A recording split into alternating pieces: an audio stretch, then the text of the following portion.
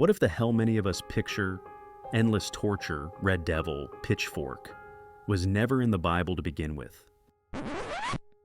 Stay with me, because in a few minutes I'll put every single hell verse on screen and show you what the original words actually were. Then you decide. The goal isn't to dismiss scripture, it's to read it more closely. Let's start by separating the pop culture hell from the text itself. Our culture's hell, a fiery cavern ruled by a horned overlord with a pitchfork, grew out of later art and folklore. The biblical writers didn't draw that picture. They used different words with different meanings, depending on context and language. In English Bibles, especially older ones, those very different words often got translated into the one word, hell. That's where confusion begins. In the original languages of the Bible, you'll find 4 terms. In the Old Testament, you'll find the Hebrew word, Sheol, which means the realm of the dead or the grave. In the New Testament, you'll find 3 terms in Greek. Hades means the unseen realm of the dead. Gehenna is literally the Valley of Hinnom, a ravine just south of Jerusalem, used by Jesus as a warning image. And finally, Tartarus is mentioned once, as a place where rebellious angels are held. First, let's talk about Sheol. In the original Hebrew version of the Old Testament, Sheol appears 65 times in total, of which it's been translated to hell in English only 31 times. That same word is translated as grave 31 times and pit 3 times. It doesn't mean a fiery torture chamber. It simply means the realm of the dead. Everyone goes there, righteous and wicked alike, unless God intervenes. Take Psalm 139, verse 8. The psalmist says, "If I ascend to heaven, you are there. If I make my bed in Sheol, you are there." Notice, Sheol here isn't punishment. It's simply the place of the dead. And even there, God's presence can reach.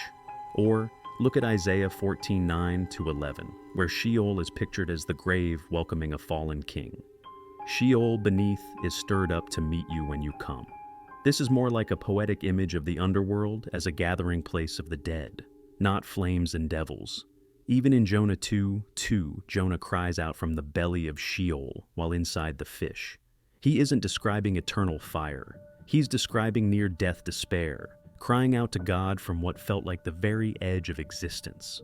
So, when the English Bible translates Sheol as hell in many places, that can be misleading. Sheol is more like the graveyard of humanity than a torture chamber.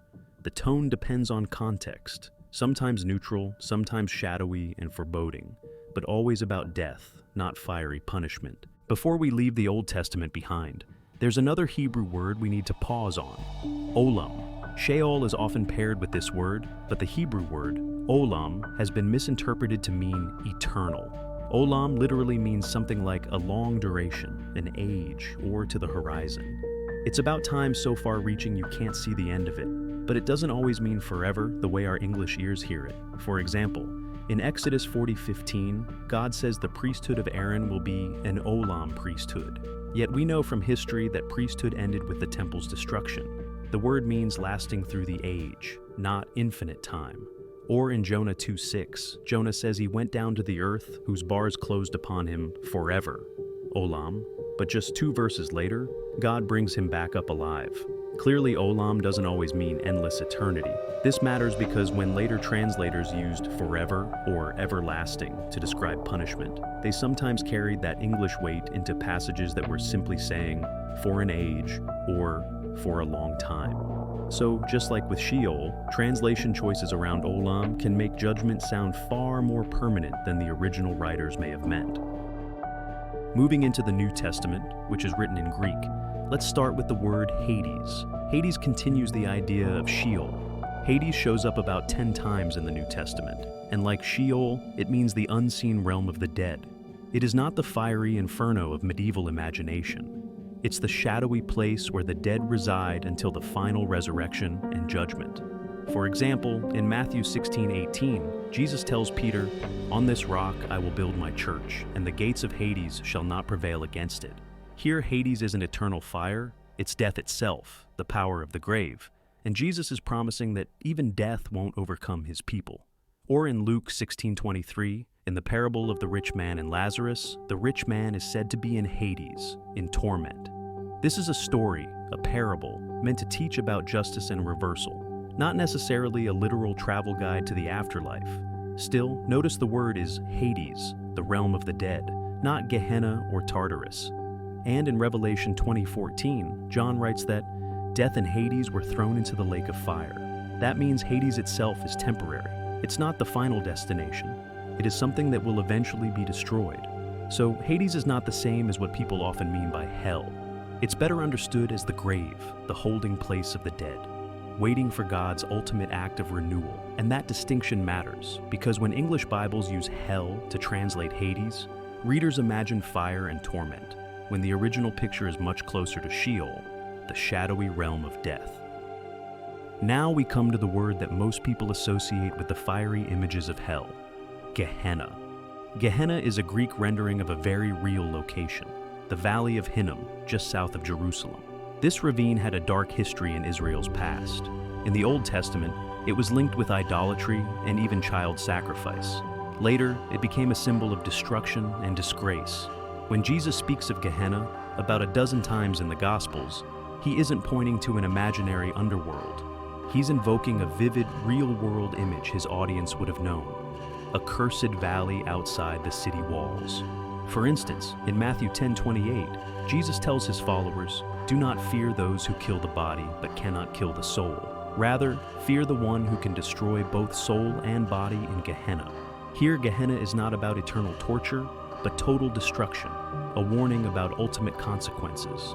In Mark 9:43, he warns, "If your hand causes you to sin, cut it off.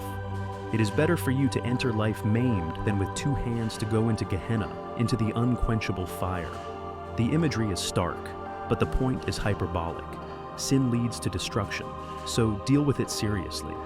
And in James 3:6, we read that the tongue can be set on fire by Gehenna. Clearly, James isn't saying our mouths burn in a literal pit. He's using Gehenna as a metaphor for destructive, consuming forces. In other words, Jesus and the apostles used Gehenna to describe the devastating consequences of sin and rebellion, not to give a geography lesson about the afterlife. It was a symbol his Jewish audience knew well, a valley that stood for judgment, corruption, and waste. So, when English Bibles translate Gehenna as hell, they collapse all this nuance into a single word, and readers imagine medieval flames. But the original hearers thought of a very real valley near Jerusalem, a warning that sin destroys both communities and individuals. Finally, we have a word that only appears once in the entire Bible, Tartarus. In 2 Peter 2:4, Peter writes that God cast the rebellious angels into Tartarus, holding them there until the final judgment.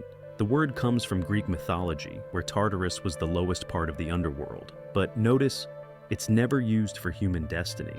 In the Bible, it's strictly a place where fallen angels are kept. That means Tartarus isn't hell in the way most people imagine it. It's a unique term with a very narrow use. There's another Greek word we need to mention, aion. In Greek, aion means an age, an era, a long but limited span of time. Yet in many English Bibles, it's translated as eternal or everlasting.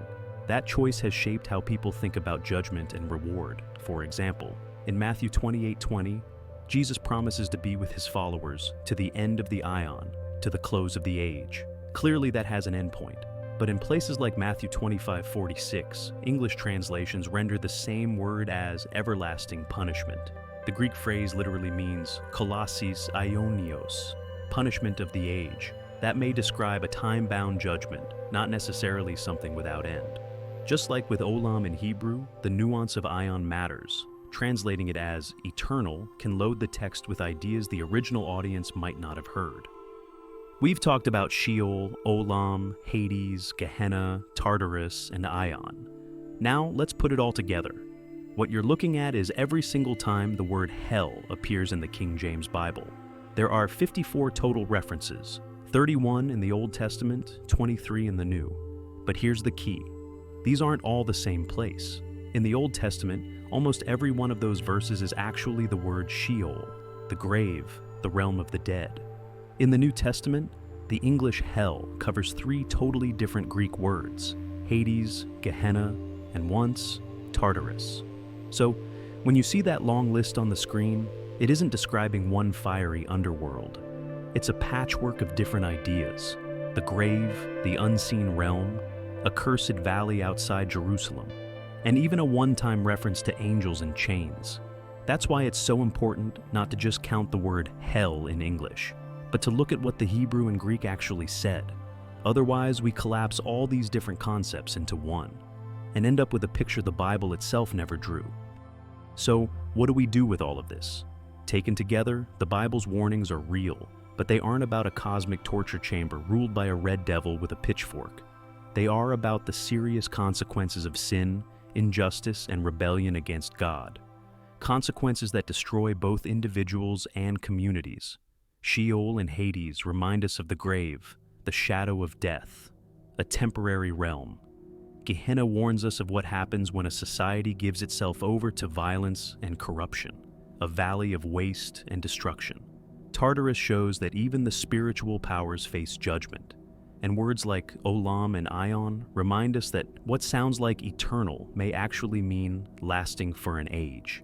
In other words, the Bible's vision of judgment is not about God delighting in eternal torment. It's about God confronting evil, cleansing what is broken, and leading creation toward restoration. That is a far more hopeful and compelling story. A God who warns us not so we will live in fear of flames, but so we will choose the path of life, mercy, and justice, here and now.